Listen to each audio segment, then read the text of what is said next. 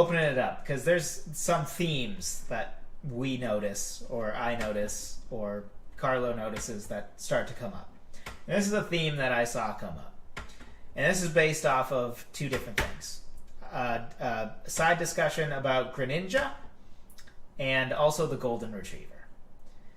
And they're both related because they both relate to the issue of how do we balance all time versus current. And I understand this is not always simple. It's hard to remove yourself from current, right? Like to you, right? Or maybe not to you, but to people overall right now, Taylor Swift's the biggest pop star in history, right? But, well, of course you think that because she's the biggest right now. So, and it's hard to remove yourself. She's the worst. Anyway, I already had an anti-Taylor Swift rant today. I don't want to make it two. So, I mean, I do want to make it two, to be clear. I don't think she's the worst. I don't think that she deserves a most off. Oh, yeah, no, she's not the worst. Yeah. Yeah, the reason I just... No, you're trying to get me going. It's not going to work. So,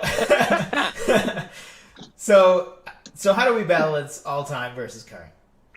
And I find, personally, that most people lean... There is a balance here, but I think people lean way too heavily towards current. Now, in the case of dogs, I think it's easy. I understand how the last 4 years would overwhelmingly... I wouldn't expect somebody to be able to intuit, to use intuition to know what breed was the most popular before they were born, even if it was for 100 years before they were born. I understand that, right? Like, that's where you need to understand that your perception is limited, and you can't... Like, going off perception alone in a Mount Rushmore sometimes will work out, but a lot of times it won't. So, all-time versus current. Yeah, you need to research then, in that case, well. Yeah. So, this goes to something I sort of mentioned earlier. Intuition for some things is more reliable than others. Netflix originals is the perfect example of where intuition can get you very far. Because they've only existed since 2013. So, even if you're a 14-year-old, you've been alive and not a baby for the entirety of Netflix original history. So that's one level that you have been alive for the entire historical experience of this thing. Unlike, say, dog breeds. And you can say Mount Rushmore of TikToks, for example. So exactly.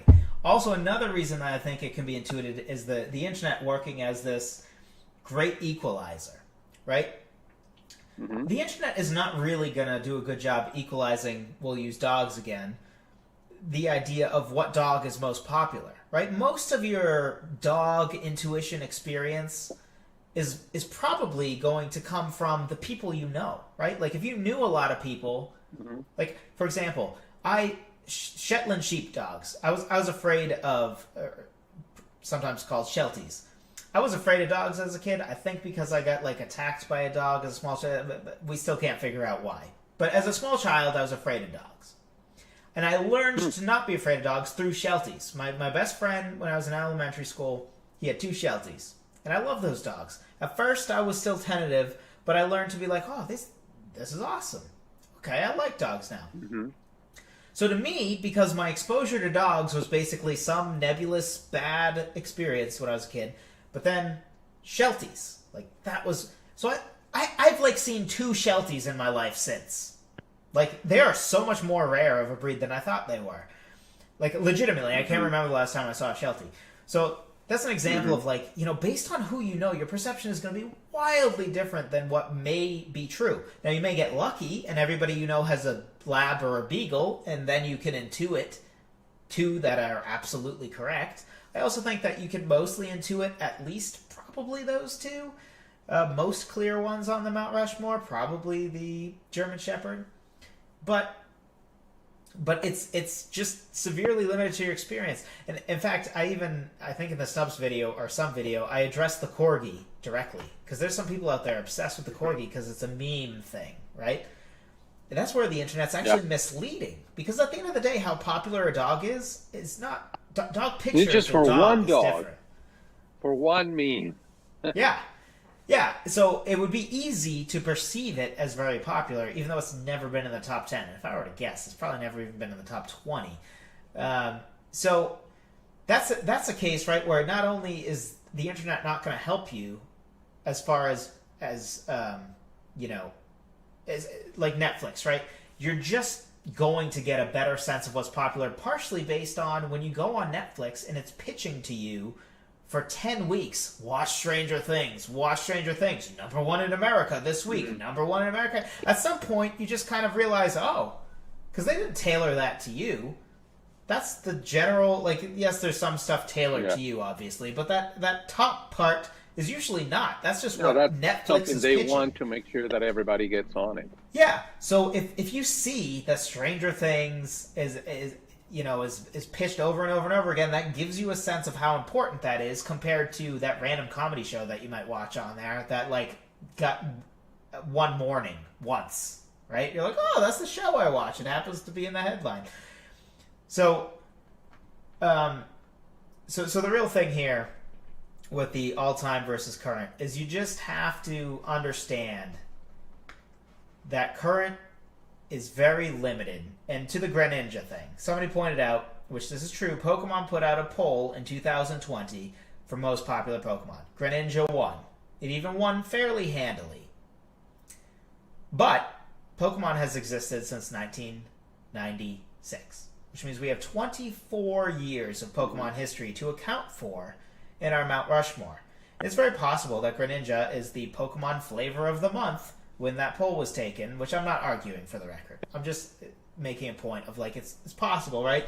Let's even say that Pokemon has existed for 7 years. It was created in 2013. 7 out of 26, though, that's a little over a quarter of the entirety of Pokemon history. So, and the other thing is that's one study, right? I found other studies in 2020 where it didn't even make the top 25. Charizard won. Shocker, because Charizard wins 90% of those. So the danger is, like, there's several dangers in here, but it's so easy to be so biased towards whatever is the flavor of the month right now and whatever is top of the game right now. You have to ask yourself, how relevant is that to the history of the thing we're discussing, though? Netflix originals? It might be very significant. We only have 7 years of history. So Stranger Things being a big deal for 4 years now? Okay, now we're talking. 4 out of 7, that's a pretty good fraction. But 4 out of 26, not so great. 4 out of 120, really bad. Like, worthless, basically. Right, and you could even say, well, Mount Rushmore of presidents, U.S. presidents. You know, like, let's update it. I want to do that at some point. Would as the a same fun exercise. Was that? I want to do that at some point as a fun exercise. I've thought about it, but go on. Right. So, but then I think we should end up with the same 4. You know, and you would argue, well, how about, what about Obama? No. It's like, what about him? You know, yeah, he was, or he is the first African American president, and it's just a really big deal. But, you know, I think that alone is basically the result of years and years of the country growing and maturing, and that we would not have come to that if we didn't have the president that we had before. Yeah, he's more significant for what he indicated than what he did or was, right? Like, the indication of, like, our country is more than willing to elect somebody outside of the tiny little white old guy, right? That was significant. His actual presidency, though, is what would be at stake for the Mount Rushmore. And you've got some tough competition. Something I'd add to that before you go on is I would venture to say one cannot select a president that is within the last 20, 25 years. And here's why. Everybody, the recency, right? Because right now, there's half of the country that thinks Trump is the greatest ever, and half that thinks he's the worst. 5 years ago, half the country thought Obama was the best, and half of them thought he was the Antichrist, right? Like, very divisive. Over time, though, right? Or Bush. I even remember when Bush was very divisive. Now, he's really not that divisive. I think most of us agree, regardless of your politics, that overall, he was a president. He didn't really do anything great, per se. He didn't do anything really bad, per se. Like, he's just somebody that will be a footnote in history. And I think Obama will be the same thing. Right. And I honestly think Trump will end up being the same thing. I know he says outrageous, whatever. History won't remember that. History won't care. History will care about what he did with the taxes, all that kind of stuff. What he said to some random reporter, history won't care about. You do, though, because you're living in the moment in the internet age where everything seems like a big deal to you. So because of that, like, I think Reagan is probably the last president where we can get a mostly fair gauge on how important they really were Mount Rushmore-wise. And even then, maybe we got to go all the way back to JFK when it comes to, like, at this point, he is history, right? Nobody is biased towards JFK or against him based on how much they liked him in the media at the time, right? Because most of those people are probably dead. Not that those people need to be dead to address the Mount Rushmore, but... Right. You know. Now that I went on a long tangent, where were you going? Well, I was just going to the argument for recency versus all time. So you do need to broaden your knowledge of whatever topic we're doing for Mount Rushmore, and yeah, like you say, take either don't take categories or take then all the categories and see more than just and a lot of the times I have to admit I do go with my own perception and my gut, and many times I do it on purpose, just because I don't want really to be influenced so much. If I'm not very familiar, then I do need to do research, but it's, you know, when it comes to it, it's better to take on account not just right now, but you have to go beyond, and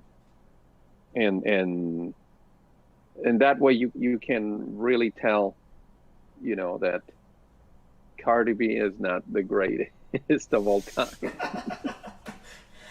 You don't think WAP solidifies her place as an iconic part of culture? Don't take me there. Don't take me there. Yeah. Well, allow me to just put my opinion out there. That is the worst piece of trash music that has graced the radio. And you know what makes me really sad?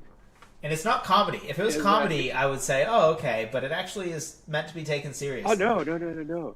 Yes, they want to be taken seriously. Which is the crazy part. Because I look at it and I'm like, this is a comedy song, right?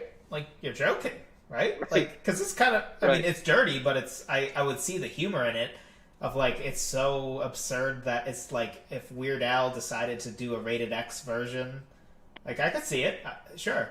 Maybe not my cup of tea, but I could see it. But no, they're like, no, this is a serious song. This is important to people everywhere. It feels like it should be that. Yeah. You know, that it should be satire and comedy, but man, no.